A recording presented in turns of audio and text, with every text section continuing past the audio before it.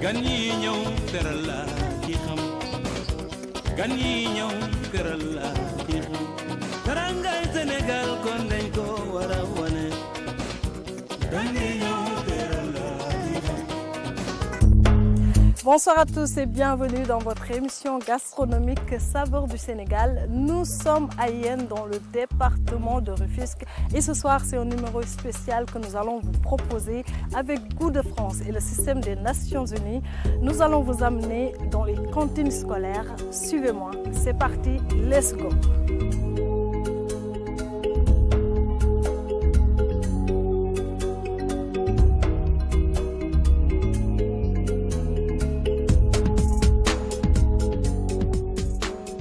Centrale de Yène, dans le département de Rufisque, ici des repas sont préparés chaque jour pour les élèves. Ce matin, des ateliers thématiques sont organisés pour sensibiliser les jeunes au bien manger. L'objet de l'atelier que nous conduisons aujourd'hui, c'est vraiment d'apprendre aux élèves comment manger sainement, à quoi ressemble une assiette équilibrée et comment utiliser cette assiette équilibrée dans leur quotidien. Une assiette équilibrée devrait avoir des légumes, des protéines et un féculent.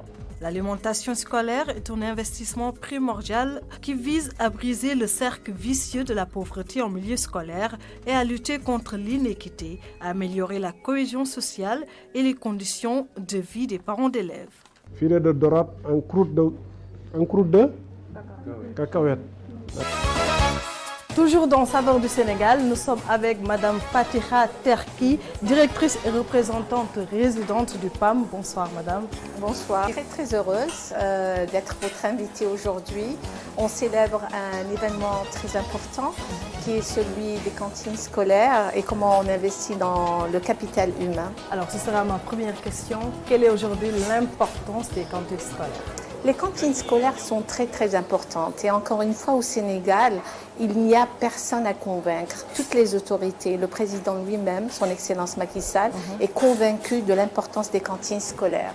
En fait, les cantines scolaires, elles viennent dans une perspective. Il ne faut pas seulement investir dans l'apprentissage, mais aussi investir dans l'apprenant. Disant qu'un enfant qui est à l'école et qui a faim, il ne peut pas apprendre. Et en plus, les cantines scolaires, ils ont beaucoup d'avantages. Premièrement, il y a tout ce qui est capital humain, comme je l'ai dit, c'est important. On investit aussi dans la nutrition des enfants et dans la santé des enfants.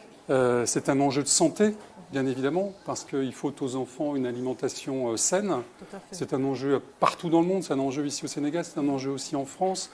On avait lancé en France, il y a quelques années, une opération un peu similaire sur les petits déjeuners. Parce qu'on s'était aperçu que tous les enfants n'avaient pas un petit déjeuner en arrivant à l'école. Et on s'était aperçu qu'il fallait qu'on remédie à ça. Et donc c'est un petit peu le même raisonnement qu'on a eu ici. Donc des enjeux de santé, des enjeux d'éducation aussi. Parce que je pense qu'on étudie bien que sur un ventre plein. Et les cantines scolaires sont-elles alimentées par une production agricole rurale, peut-être les fermes familiales, production familiale j'ai envie de dire, ou bien même les potagers dans les écoles? Absolument. C'est nourri à partir de l'agriculture locale. Encore une fois, il y a absolument les cycles courts. Et pour le PAM, dans une quinzaine d'écoles, on a piloté ce qu'on appelle les jardins scolaires. En fait, c'est pour l'apprentissage des enfants. Ils savent comment faire pousser des légumes et des fruits. Et on se sert aussi de ces légumes pour faire à manger aux enfants. Quand on a monté ce programme, cette opération sur les cantines scolaires, on s'est dit qu'on allait travailler avec les producteurs locaux sur des circuits courts. Et c'est important partout dans le monde, mais c'est important particulièrement ici au Sénégal parce qu'on connaît l'importance du secteur agricole dans l'économie sénégalaise. Donc donner des nouveaux débouchés aux organisations paysannes, aux unités de transformation locale, c'est absolument essentiel. Bien manger, l'importance de l'alimentation pour la santé. Est-ce qu'il y a un suivi par rapport aussi au comportement alimentaire? Ce qui se passe en fait au niveau des écoles, c'est qu'en fait on fait des formations et de l'éducation pour le changement de comportement. Nous avons ce qu'on appelle des boîtes à images, où on explique à l'enfant ce que c'est que la nutrition, pas seulement à l'enfant. L'enfant, l'enseignant, le directeur, la maman qui fait la cuisine. Nous avons même une application qui s'appelle NutriFemme, en fait, qui un petit peu forme les mamans sur les règles d'hygiène, sur le contenu nutritif de ce qu'on donne à l'enfant. Ça, c'est très, très important. Vous parlez de boulimie, tout ça, c'est des problèmes qui existent. On parle aussi de la malnutrition dans toutes ses formes, parce qu'on a longtemps parlé de ce qu'on appelle la sous-nutrition. Mais il y a aussi l'obésité, le surpoids, parce qu'en fait, je ne sais pas si c'est un mot qui est très, très correct, il y a la malbouffe. Tout ce qu'il faut dire aussi, c'est qu'en fait, la nutrition et les systèmes alimentaires qui sont durables et inclusifs, ils contribuent à la réalisation des objectifs durables. Tout est articulé autour des systèmes alimentaires. Et la malnutrition est en train de causer beaucoup de dégâts au niveau des sociétés, en termes aussi de maladies chroniques, par exemple.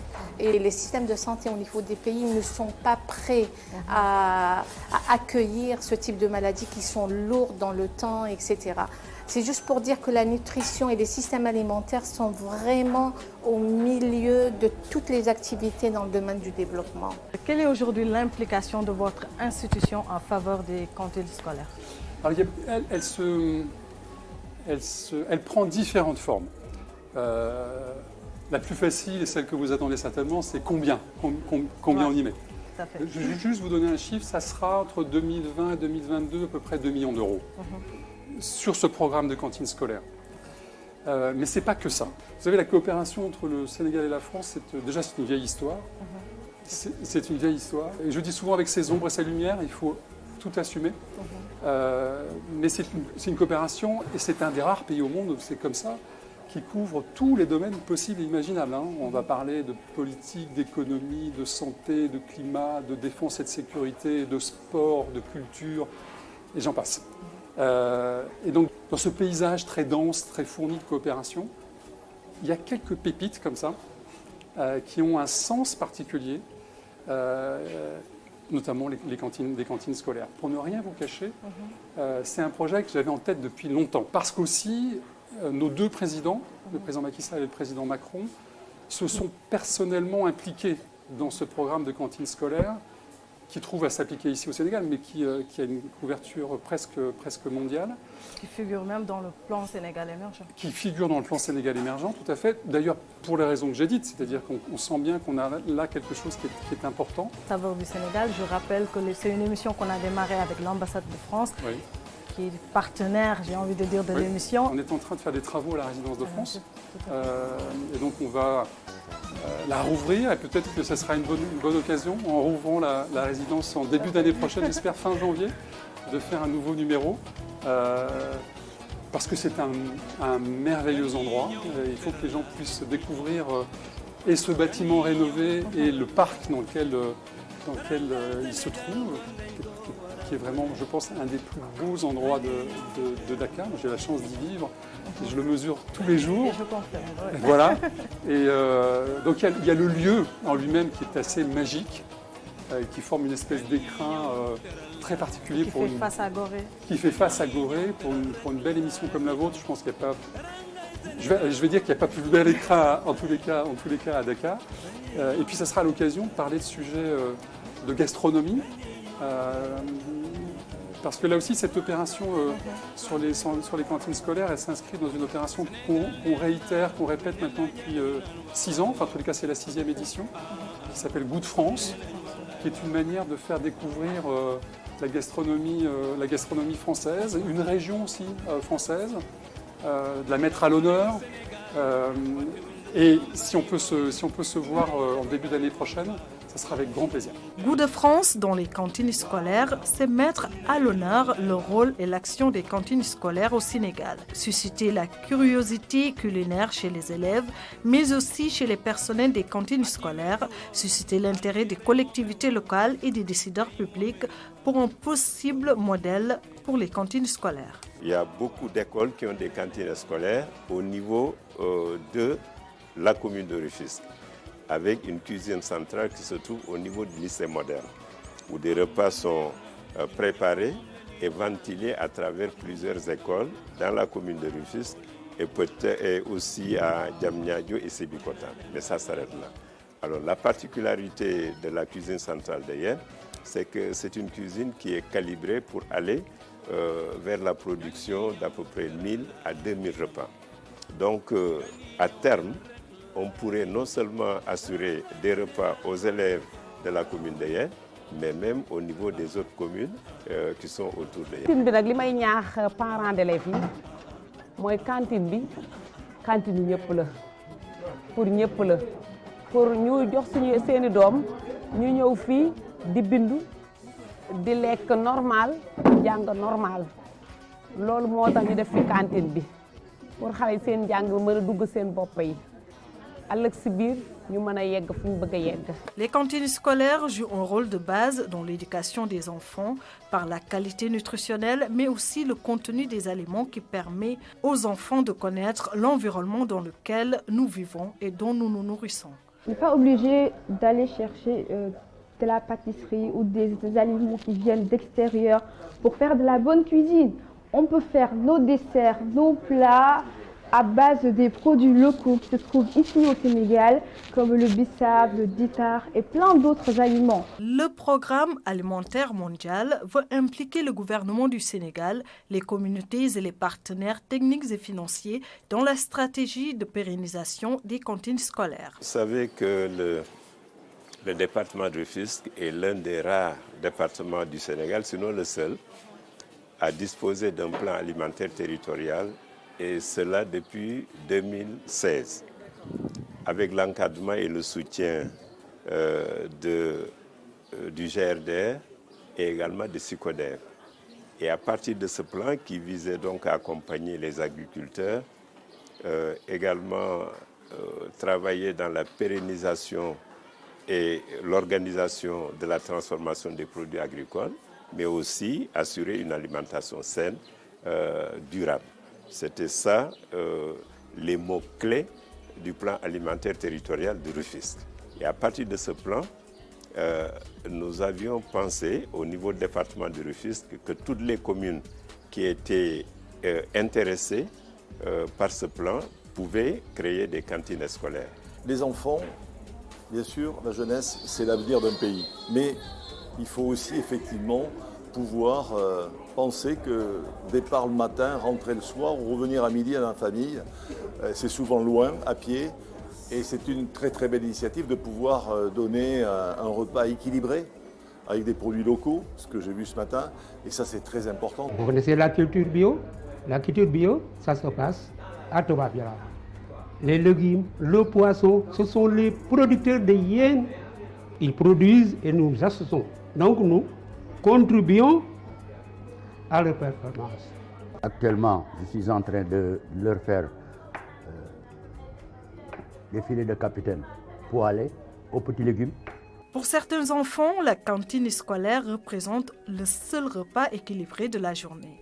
Plus qu'un lieu de restauration, la cantine scolaire représente un vecteur important dans la scolarisation et l'éducation. L'exemple que nous donnons, nous à Yène, on est une commune qui s'étend à peu près sur 15 km du premier village vers le dernier qui est Toubab-Diala.